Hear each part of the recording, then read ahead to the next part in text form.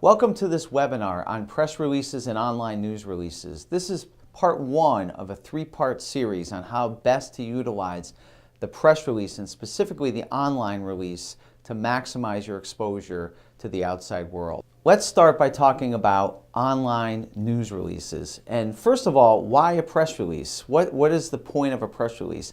From a communication standpoint, press releases have been the standard of how businesses large and small and organizations all over the world have been sharing their information with the press. The idea being that getting your information into publications or onto the news or whether that be newspaper, magazine, radio, television, and now online news sources brings great credibility to your message. People know that it's not paid. People know that the newspaper or the media source is deciding what is news and deciding that by printing or publishing or promoting your story that you actually do have a newsworthy story to share. We're going to talk about release basics, and the first thing to remember is that it has to be news, and we'll talk a little bit more about that. The writing and format has a very specific format, and we'll get into the specifics with that, and then we'll finally end up on the third section of this video, the advantages of online news releases versus the traditional hard copy or emailed news release. So why a news release? Basically, the premise is to share your news out through a media source for mass distribution. It's important to know that the credibility goes way up versus a paid advertising when a story appears in a publication or on a news show or a television show or a radio program.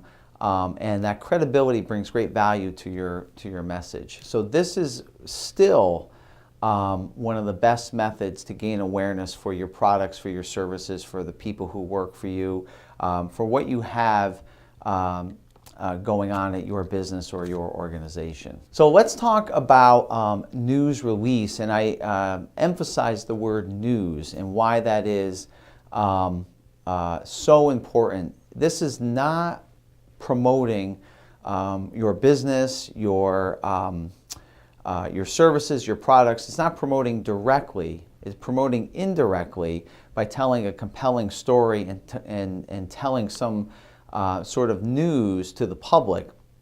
But sometimes it's important that the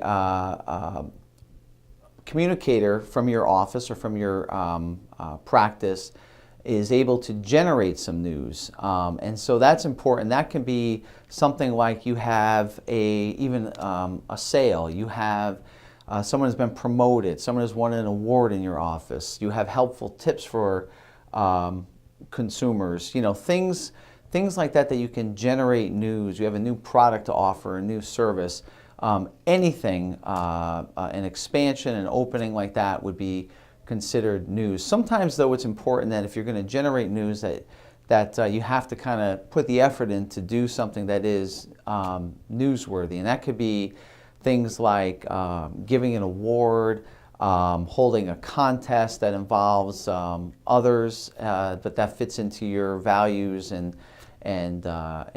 issues you deal with in your organization. So it's important that that you generate news for your before you send out your press release. Now, let's talk about some of the basics of a press release, whether it's a traditional press release or an online press release.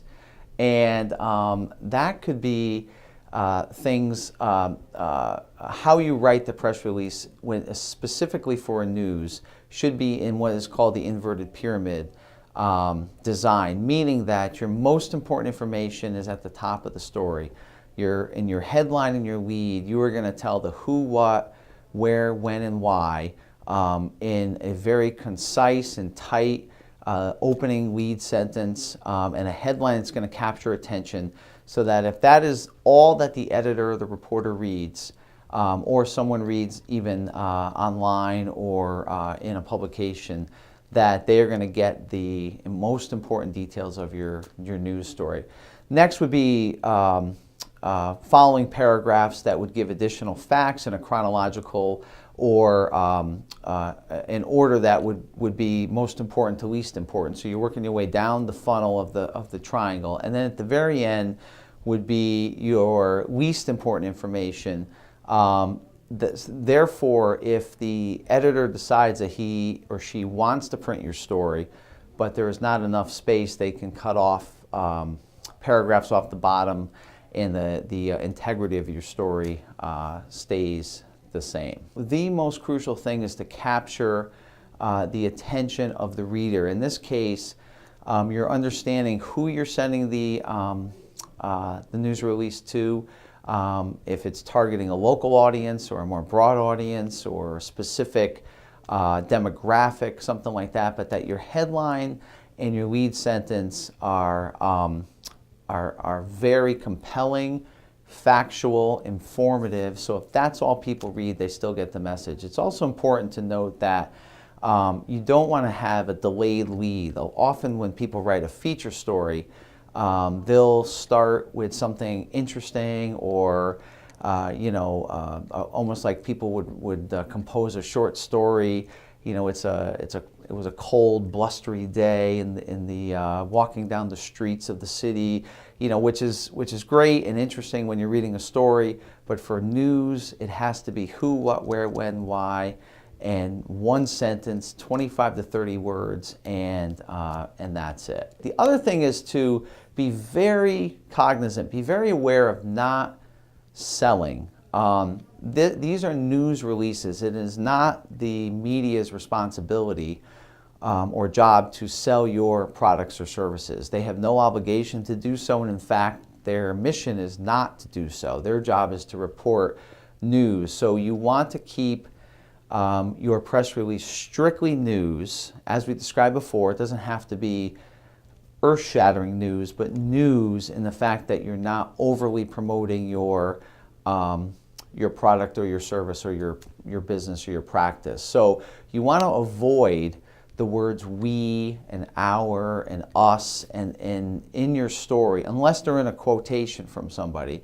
But you want to keep those out, because if you were reading a news story, you would never see those personal words used. So keep those out. Don't come across like you're selling something. Be subtle, promote your business, show how special and how great it is simply by the news that's being generated and telling the story. It is also helpful to use quotes from credible sources, from the owner, the physician, the other happy clients or customers. So anytime there's opinion mentioned about how much they enjoyed an event or a service or anything else, make that a quotation from somebody as opposed to just building it into the release, so the news release itself stays as news. So thanks for watching this video on the basics of press releases and specifically online releases. The next video will discuss in detail how to write and format a news release, and I hope that you will join us for that.